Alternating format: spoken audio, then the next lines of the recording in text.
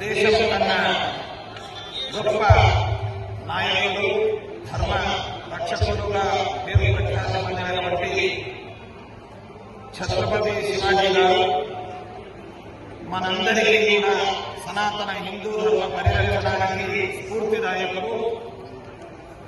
వారు ఎంతటి ప్రాణాలైనా తెగించి మన హిందూ ధర్మాన్ని కాపాడడానికి అన్ని విధాలా కృషి చేసి అమరులై అందరి మనస్సులో ఆయన ఇప్పటికీ కూడా నరపతికాయి యశక్కాయన జీవతి అన్నట్టుగా కీర్తి శరీరంతో అందరి మనస్సులో హృదయాల్లో ఆయన ఉన్నాడు. ఆయన స్ఫూర్తి ప్రతి ఒక్క భారతీయులకు కూడా రావాలి.